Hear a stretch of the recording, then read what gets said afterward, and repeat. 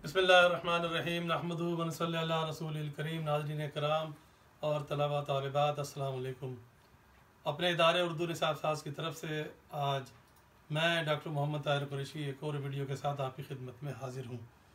वैसे तो मैं सभी से मुखातिब हूँ, लेकिन ख़ास तौर पर मेरा ख़िताब है DJ Sindh government science college के तलबा के लिए। उनके लिए ये ऑनलाइन क्लास का मुतबादिल है। उनको हिदायत की जाती है कि वो कापी कलम लेके बैठें और वीडियो के बाद अपना रोल नंबर, अपना नाम और अपनी क्लास ज़रूर लिखें, और जो कुछ पूछना हो तो कमेंट्स यानी तबसरे वाले हिस्से में ज़रूर पूछें। इससे पिछली वीडियो में हमने ख्वाजा अल्ताफ़ हुसैन हाली की पहली गज़ल की तशरीह पेश की थी। आज दूसरी गज़ल की तशरीह आपकी खिदमत में पेश कर रहा हूँ। उसके जाते ही ये क्या हो गई घर की सूरत, अब न दीवार की सूरत है न दर की सूरत। वही तरीक़ा सीधा करें इसको। उसके जाते ही ये घर की क्या सूरत हो गई, अब ना दीवार की सूरत है ना दर की सूरत है। उसके जाते ही शायरी में उस महबूब, आम तौर पे मुराद शायर कह रहा है महबूब के जाते ही घर की क्या हाल हो, घर का क्या हाल हो गया है। क्योंकि अल्फाज आसानी है तो दूसरा मरहला खुद ब खुद ही हो गया है। वो महबूब के जाते ही, जब तक महबूब घर में था घर घर लग रहा था, अच्छा लग रहा था, घर आबाद लग रहा था, वीरान नहीं लग रहा था। लेकिन जैसे ही वो गया, तुम क्या गए कि रूठ गए दिन बहार के, फैज़ ने कहा था। तो हाली भी यही कह रहे हैं कि जैसे ही वो गया तो मेरा घर मुझे खुद नहीं अच्छा लग रहा है, ऐसा वीरान, ऐसा उजाड़ लग रहा है कि न जाने उसके होते हुए घर में इतनी रौनक, इतनी रंगीनी, इतनी बहार क्यों आई भी थी। ये कुदरती बात है कि महबूब के दम से ही रौनक होती है। आशिक के लिए तो वैसे भी तो ख़याल में कोई ऐसी पेचीदगी नहीं है।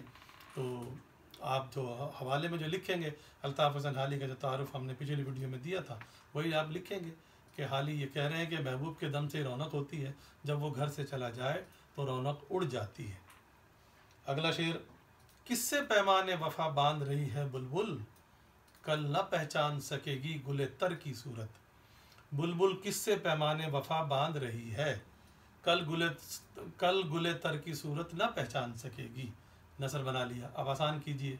पैमाने वफ़ा, वफ़ा का अहद, वफ़ा का वादा, मोहब्बत का वादा किससे बांध रही है, किससे कर रही है, यानी बुलबुल के लिए कहा जा रहा है। अच्छा, जहन में रखिए, बुलबुल को मुज़क्कर और मुअन्नस दोनों तरीक़ों से लिखा, पढ़ा और बोला जाता है। हाली ने यहाँ मुअन्नस लिखा है तो हम तशरीह में भी मुअन्नस ही लिखेंगे।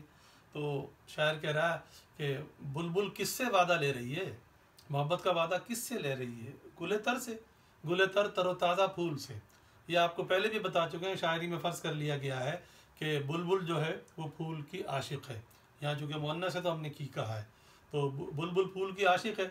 अब वो अपनी मोहब्बत का वादा फूल से लेना चाह रही है, फूल से वादे वईद लेना चाह रही है, माफ़ कीजिए वादा लेना चाह रही है कि आइंदा मोहब्बत निभाने का। तो शायर कह रहा है किससे वादा ले रही है, जिसकी तो ज़िंदगी थोड़ी है। फूल की कोई ज़िंदगी होती है। गुंचे तेरी बेकसी पे दिल हिलता है, बस एक तबस्सुम के लिए खिलता है, जोश ने कहा था। और अगला टुकड़ा था, गुंचे ने कहा इस चमन में बाबा, ये एक तबस्सुम भी किसे मिलता है। ये खूबसूरत रुबाई जोश मली आबादी की है। और मीर ने कहा था, कहा मैंने गुल का है कितना सबाक, कली ने ये सुनकर तबस्सुम किया। इतनी सी ज़िंदगी है, मुस्कुराहट जितनी, और इतनी सी ज़िंदगी के लिए उससे वादे लिए जा रहे हैं। कल तो उसकी सूरत भी पहचान नहीं सकेगी। कल कब? कल जब उसकी मौत हो जाएगी, कल जब फूल मुरझा जाएगा तो ये पहचानने में भी नहीं आएगा, और तू सोचेगी कि ये वही फूल था जिस पर मैं आशिक हो गई थी। इसका मतलब है कि नापायदार चीज़ों पर आशिक नहीं होना चाहिए। बैनुस सुतूर, इन बिटवीन द लाइन, शायर हमें ये कह रहा है। तो यही मरकज़ी ख्याल है। अगला शेर देखिए, वाइज़ो आतिशे दोज़ख से डराया, वाइज़ो आतिशे दोज़ख से जहाँ को तुमने वो डराया है कि खुद बन गए डर की सूरत। वाइज़ो आतिश दोज़ख से तुमने जहान को वो डराया है कि खुद डर की सूरत बन गए। वाइज़ वाज करने वाला, नसीहत करने वाला। याद कीजिए 11वीं का शेर, ख्वाजा मीर दर्द का शेर, वाइज़ किसे डरावे है यौम हिसाब से, गिरिया मेरा तो नाम आया माल धो गया। शायरी में एक मुस्तकिल किरदार वाइज़, नासे, फ़क़ी, जाहिद, मौलवी, मुल्ला जो नसीहत करते रहते हैं। तो वाइज़ नसीहत करने वाला उससे मुखातिब है, क्या है नसीहत करने वाले, तुम दुनिया से, तुमने जहन्नम के अजाब से इतना डरा दिया है कि जहन्नम के अजाब की बातें सुना सुना कर तुम खुद मुजस्सम डर बन गए हो, यानी तुम्हें देखते ही डर महसूस होता है लोगों अभी आगे अभी हमें जहन्नम के अजाब से डराएगा। हालांकि तुम्हें चाहिए था कि अल्लाह ताला की रहमत की तरफ लाते। नबी करीम सल्लल्लाहु अलैहि वसल्लम की हदीस का मफहूम भी है कि लोगों को डराओ मत, खुशखबरियाँ सुनाओ, लेकिन तुम सिर्फ डराने वाली बातें करते हो। ठीक है, डराना भी चाहिए, लेकिन ऐसा भी क्या कि कभी कोई खुशी की बात ही ना सुनाओ, कभी उनको बशारत ही ना दो, ऐसा तो मत करो ना। अब तुमने डरा डरा कर अपना वो हाल कर लिया है कि तुम्हें देखते ही डर महसूस होता है, ये लोग ये आ गया, अब ये खामा का जो है ना अभी हमें डराना शुरू कर देगा और खौफजदा करेगा। तो शायर दरअसल उन वाइज़ों, उन नसीहत करने वालों पर, उन मौलवियों पर नुक्ताचीनी कर रहा है जो अल्लाह की रहमत का आसरा नहीं देते और सिर्फ दोज़ख से, जहन्नम से डराते रहते हैं। तो यही मरकज़ी ख्याल है। आखिरी जो मैंने जुमला कहा, मैं बचा तीरे हवादिस से निशाना बनकर, आड़े आई मेरे तस्लीम सिपर की सूरत।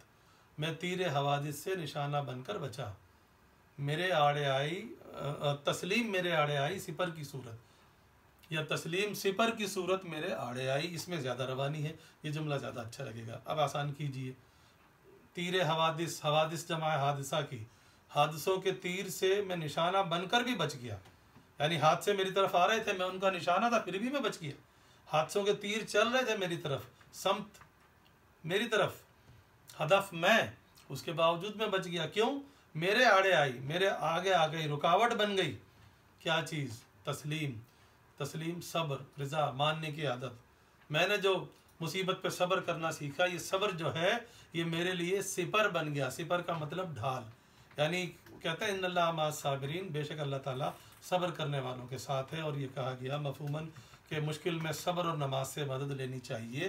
तो सब्र ढाल है जो इंसान को मुसीबतों से, परेशानियों से, हादसा से रोकता है। शायर कह रहा मेरी सब्र करने की आदत ने मुझे हादसों से, मुसीबतों से बचा दिया, गोया सब्र करने की आदत मेरे लिए ढाल बन गई। इससे कहना का चाह रहा वो मरकज़ी ख्याल है कि सब्र करने की आदत इंसान को मुश्किलात से महफूज रखती है।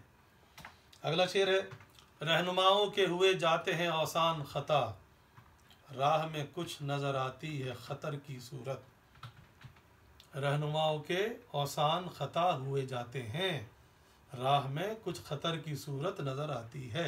जुमला बनाएंगे तो ऐसी बनेगा, रहनुमाओं के आसान ख़ता हुए जाते हैं। आसान ख़ता होना होश खो देना, यानी आम आदमी तो हालात को देखकर होश खो ही रहा है, लेकिन जो लीडर हैं, जो रहनुमा हैं, जिनका काम है लोगों को संभालना, वो भी खौफज़दा हो गए हैं, उनके भी होशो हवास उड़ गए। इसका मतलब हालात ऐसे हैं, हालात ऐसे हैं कि आम आदमी तो एक तरफ, रहनुमाओं के भी जिनका काम ही लोगों को संभालना होता है, लोगों को सही रास्ते पर चलाना होता है, उनके दिल में उम्मीद की किरण जगानी होती है, वो भी घबराए हुए हैं, वो भी डरे हुए हैं। इसका मतलब है कि रहनुमाओं को रास्ते में कुछ खतरा वो खतरा नज़र आ रहा है, कोई ऐसा खतरा नज़र आ रहा है कि उनको डर महसूस हो रहा है कि पता नहीं वो इस ख़तरनाक मकाम से गुज़र पाएंगे या नहीं पाएंगे, या आवाम को वहाँ से सही सलामत ले जा पाएंगे या नहीं, जो उनके पीछे चल रहे हैं, जो उनके पैरोकार हैं, उनको वो बचा पाएंगे नहीं पाएंगे। मतलब हालात बड़े संगीन हैं, हालात बड़े ख़राब हैं, और आम आदमी तो आम आदमी, रहनुमा भी खौफ में मुब्तला हैं। तो मुमासिल इसका मरकज़ी ख्याल ये हो सकता है कि हालात इतने ख़राब हैं कि रहनुमाओं के भी होश उड़े हुए हैं। अगला शेर है, यूँ तो आता है, यूँ तो आया है तबाही में ये बेड़ा 100 बार, पर डराती है बहुत आज भंवर की सूरत। यूँ तो ये बेड़ा तबाही में 100 बार आया है, पर आज भंवर की सूरत बहुत डराती है। बेड़ा जहाज़, बेड़ा गर्क होना कहते हैं ना, जहाज़ डूबना, और बीड़ा होता है पान, तो ये है बेड़ा पार हो जाए, जहाज़ पार गुजर जाए। तो शायर कह रहा है वैसे तो ये बेड़े से मुराद ज़्यादातर यही ख्याल है, लोगों ने यही लिखा है कि उम्मत मुस्लिमा, मिल्लत इस्लामियत की बात हो रही है। मिल्लत इस्लामिया इससे पहले भी कई मरतबा मुश्किलात में गिरफ़्तार हुई है, यानी ये बेड़ा, ये मिल्लत यानी मुसलमान कौम पहले भी मुश्किलात में घिरी है, पहले भी इसका जहाज़ भंवर में फंसा है। भंवर उस गोल चक्कर को कहते हैं जो समंदर में पानी की लहरों से बनता है, जो बड़े बड़े जहाज़ों को डुबो देता है, उसको भंवर कहते हैं। शायर कहता है कि पहले भी बड़े बड़े भंवर दिखाई दिए हैं, यानी मुश्किलात नज़र आई हैं, लेकिन इस मरतबा जो मुश्किलात नज़र आ रही हैं तो बड़ी ख़तरनाक हैं। तो ऐसा लग नहीं रहा कि ये कौम, ये उम्मत, ये मिल्लत इससे सही सलामत निकल पाएगी। यानी उस दौर के हालात के मुताबिक बात कर रहे हैं कि मुसलमान कौम मुग़लिया सल्तनत की तबाही के बाद और अंग्रेज़ों की बालादस्ती के बाद इतनी मुश्किलात में घिर गई थी और इतनी पस्त हो गई थी कि उसका उभरना बहुत ही नामुमकिन दिखाई देता था। उसी तनाजुर में शायर कह रहे हैं कि वैसे तो कई मरतबा उम्मत को मुश्किलात का सामना करना पड़ा है, लेकिन इस दफ़ा जो भंवर है, जो मुश्किलात हैं, वो हमें डरा रहे हैं कि पता नहीं हम निकल पाएंगे या नहीं पाएंगे। तो शायर उम्मत मुस्लिमा के लिए बेकरार है, ये मरकज़ी ख्याल हो सकता है। आखिरी शेर मख्ता है कि उनको हाली भी बुलाते हैं घर अपने मेहमान, देखना आपकी और आपके घर की सूरत। उनको हाली भी अपने घर मेहमान बुलाते हैं, उनको किनको, महबूब को, लेकिन पहले आप अपनी सूरत तो देखें और अपने घर की सूरत तो देखें।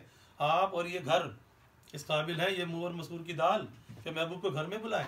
बस इसके लिए इतना काफ़ी है। तो आपके सामने आज अल्ताफ़ हुसैन हाली की दूसरी गज़ल की तशरीह पेश की गई। इंशाअल्लाह अगली वीडियो में हम अल्लामा इक़बाल की दोनों गज़लों की तशरीह के साथ हाजिर होंगे। बहुत शुक्रिया।